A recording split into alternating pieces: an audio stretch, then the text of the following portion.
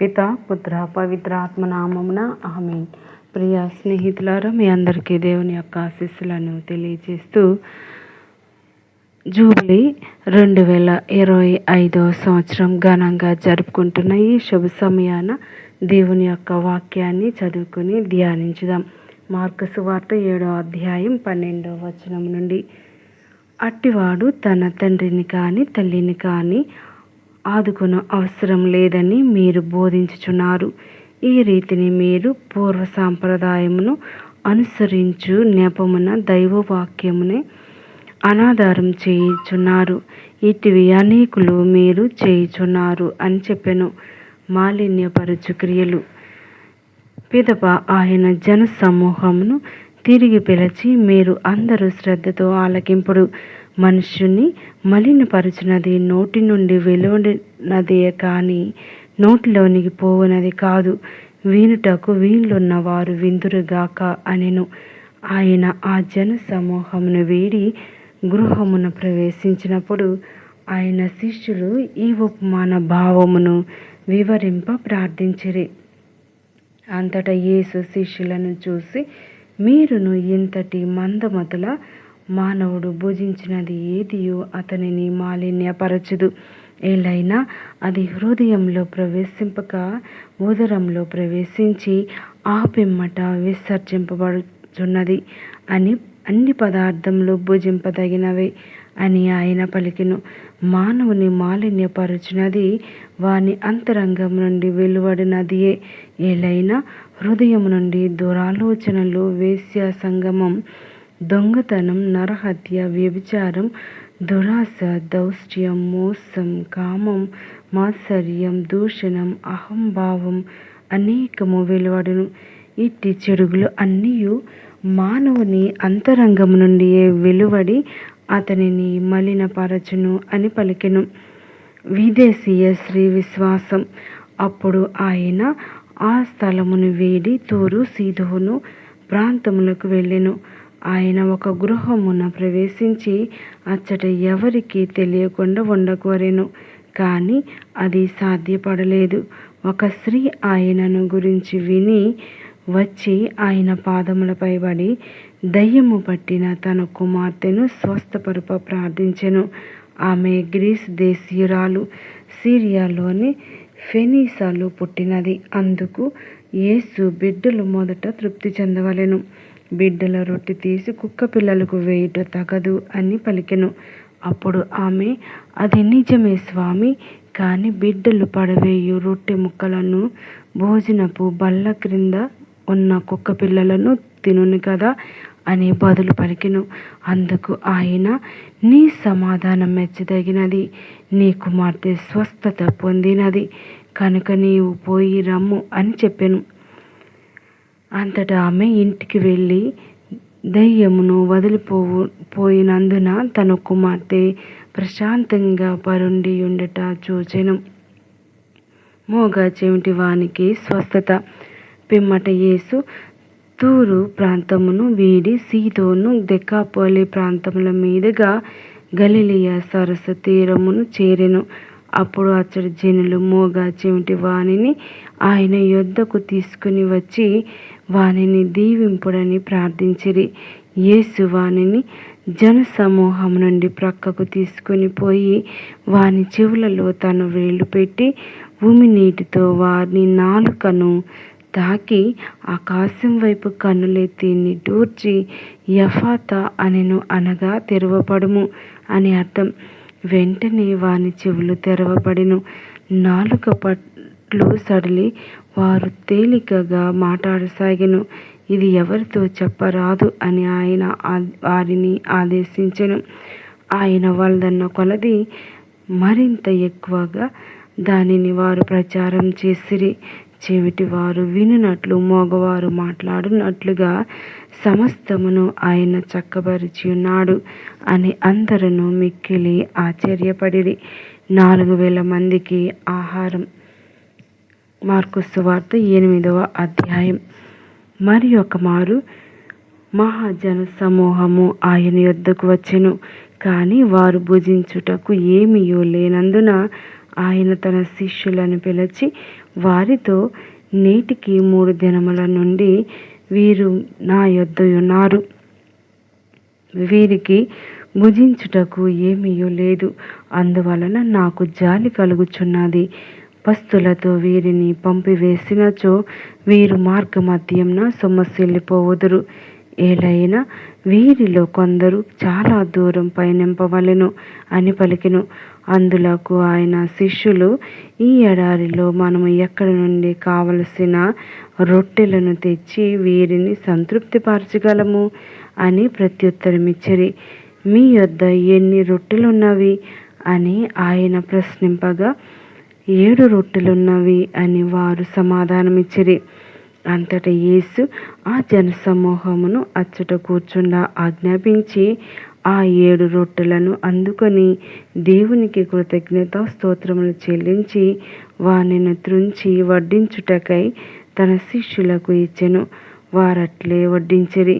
వారి యొద్ద నున్న కొన్ని చిన్న చేపలను ఆయన ఆశీర్వదించి వానిని కూడా వడ్డింప ఆజ్ఞాపించెను. వారెల్లరూ సంతృప్తిగా భుజించిన పిమ్మట శిష్యులు మిగిలిన మొక్కలను ప్రోగ్చేసి 7 గంపలు నింపిరి. ఆ భుజించిన వారు రమారమి 4,000 మంది. పిమ్మట ఆయన వారిని పంపివేసి వెంటనే ఒక పడవనెక్కి శిష్యులతో దల్మనూత ప్రాంతమునకు వెళ్ళెను. పరిసయ్యులు వంచక బుద్ధి కొందరు శిష్యులు యేసు వద్దకు వచ్చి ఆయనను శోధించుచు, పరలోకము నుండి ఒక గురుతును చూపుము అని కోరిరి. అందులకు ఆయన వేదనతో నిట్టూర్చి, ఈ తరము వారు ఎలా ఒక గురుతును కోరుచున్నారు? వారికి ఎట్టి గురుతును ఇయ్యబడదని నిశ్చయముగా చెప్పుచున్నాను అనెను. ఆయన అచ్చట నుండి పడవనెక్కి సరస్సు ఆవలి తీరమునకు సాగిపోయెను. దుర్బోధన గురించి హెచ్చరిక. శిష్యులు తమ వెంట రొట్టెలను తెచ్చుకొనుటకు మరచిపోయిరి. పడవలో వారి యొద్ద ఒక్క రొట్టె మాత్రమే ఉండెను. పరిసయ్యులు పులిసిన పిండిని గూర్చియు హేరోదు పులిసిన పిండిని గూర్చియు జాగరూకులై ఉండుడు అని యేసు శిష్యులను హెచ్చరించెను. మన యొద్ద రొట్టెలు లేనందున ఆయన ఇట్లు పలికినేమో అని వారు తమలో తాము అనుకొనిరి. యేసు దానిని గ్రహించి, రొట్టెలు లేవని మీరు ఎలా విచారించుచున్నారు? కనులారా చూచియు మీరింకను గ్రహింపలేదా? మీరింతటి మందమతులా? మీకు కన్నులు లేవా? మీ చెవులు మొద్దుబారినవా? అప్పుడే మీరు మరచితిరా? 5 రొట్టెలను 5,000 మందికి పంచిపెట్టినప్పుడు మిగిలిన రొట్టెలతో మీరు ఎన్ని గంపలు నింపితిరి అని ప్రశ్నింపగా, 12 గంపలు నింపితిమి అని వారు సమాధానమిచ్చిరి.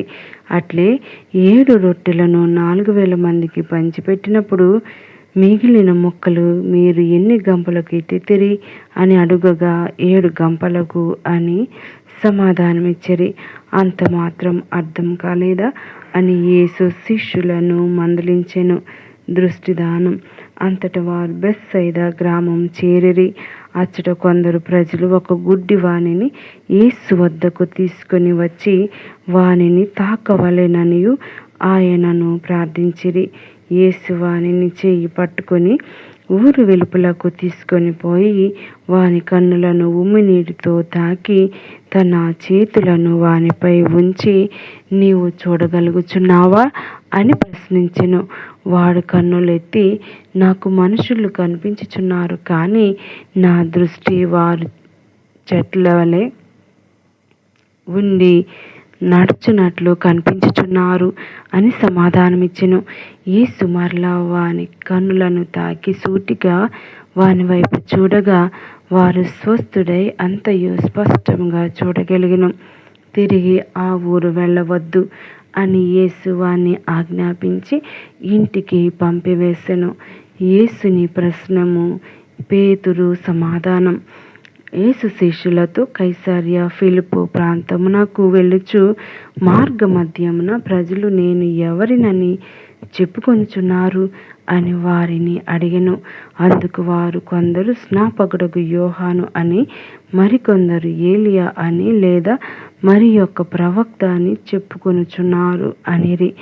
అప్పుడు యేసు మరి నన్ను గూర్చి మీరు ఏమనుకొనుచున్నారు అని వారిని ప్రశ్నింప, పేతురు, నీవు క్రీస్తువు అని ప్రత్యుత్తరమిచ్చెను. అంతటా ఆయన తాను ఎవరినైనది ఇతరులకు తెలుపరాదని వారిని ఆదేశించెను. జీవన్మరణములు.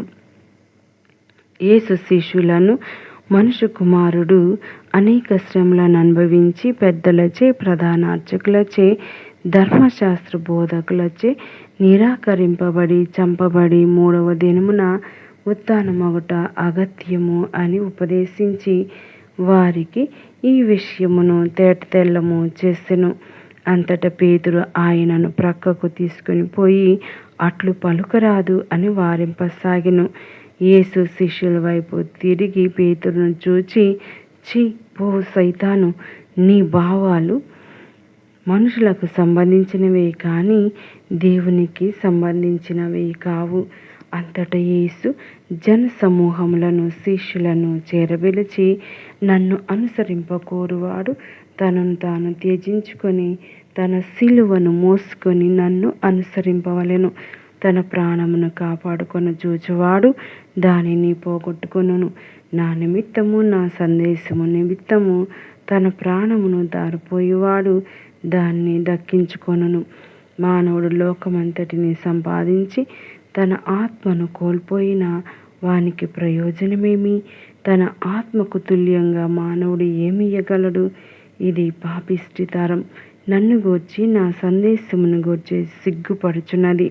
అట్లే మనుష్య కుమారుడు కూడా దేవదూతల సమేతముగా తన తండ్రి మహిమతో వచ్చినప్పుడు వీరిని గూర్చి సిగ్గుపడును అనెను. మార్కు సువార్త 9వ అధ్యాయం. మరియు ఆయన వారితో, దేవుని రాజ్యం శక్తి సహితముగా సిద్ధించుటకు చూచు వరకు ఇక్కడ ఉన్న వారిలో కొందరు మరణింపరని నేను నిశ్చయముగా చెప్పుచున్నాను అని పలికెను. దివ్య రూపధారణ. 6 దినములు గడిచిన పిదప యేసు పేతురు, యాకోబు, యోహానులను మాత్రం వెంట తీసుకుని ఒక ఉన్నత పర్వతం వైపుకు వెళ్ళెను. అచ్చట వారి ఎదుట ఆయన దివ్య రూపం ధరించెను. ఆయన వస్త్రములు వెలుగు వలె ప్రకాశించెను. అవి ఏ చాకలియు చలువ చేయనంతగా తెల్లగా ఉండెను. ఏలియా, మోషే కనిపించి యేసుతో సంభాషించుటను వారు చూచిరి. అప్పుడు యేసు, బోధకుడా, మనం ఇచ్చటనే ఉండుట మేలు. మీకు, మోషేకు, ఏలియాకు 3 పర్ణశాలలు నిర్మింతుము అని తనకు తెలియకయే పలికెను. శిష్యులు భయభ్రాంతులైరి. అప్పుడు ఒక మేఘము వారిని ఆవరించెను. ఆ మేఘమండలము నుండి, ఈయన నా ప్రియమైన కుమారుడు, ఈయనను ఆలకింపుడు అని ఒక వాణి వినిపించెను. అంతట వారు చూచుండగా వారికి యేసు తప్ప మరెవ్వరునూ కనిపించలేదు. వారు పర్వతమును దిగవచ్చుచుండగా యేసు వారితో, మనుష్య కుమారుడు మృతుల నుండి పునరుత్థానమగు వరకు మీరు ఈ వృత్తాంతమును ఎవరితో చెప్పరాదు అని ఆజ్ఞాపించెను. ఈ పునరుత్థాన అంతరార్థం ఏమయ్యుండునో అని వారు ఒకరినొకరు ప్రశ్నించుకొనసాగిరి. పిమ్మట వారు, ఏలియా ముందుగా రావలేనని ధర్మశాస్త్ర బోధకులు ఎలా చెప్పుచున్నారు అని యేసును ప్రశ్నించిరి. అందుకు ఆయన, అంతయు సిద్ధపరచుటకు ఏలియా ముందుగా రావలసిన మాట వాస్తవమే. అట్లయినా మనుష్య కుమారుడు అనేక శ్రమలను అనుభవించి తృణీకరింపబడునని వ్రాయబడి ఉన్నదేలా? ముందు వ్రాయబడినట్లు ఏలియా ఇదివరకే వచ్చి ఉన్నాడు. కానీ ఆ ప్రజలు అతని ఎడల తమకు ఇచ్చవచ్చినట్లు ప్రవర్తించిరి అని మీతో చెప్పుచున్నాను అని పలికెను. ప్రియ స్నేహితులారా, మరి యొక్క చిన్న వాక్యాన్ని దేవుడు ప్రత్యేకంగా దీవించాలని మరి రాబో వీడియోలో మరి 9వ అధ్యాయం నుంచి చదువుకుందాం. ఈ యొక్క వాక్య పారాయణం మీకు ఎంతగానో ఆధ్యాత్మిక ఎదుగుదలకు సహాయపడగలదని నమ్ముచున్నాను. దయగల దేవుడు మన యొక్క జీవితాలను దీవించి ఆశీర్వదించి కాచి కాపాడుదురుగాక. ఆమేన్. పిత పుత్ర పవిత్ర ఆత్మ నామమున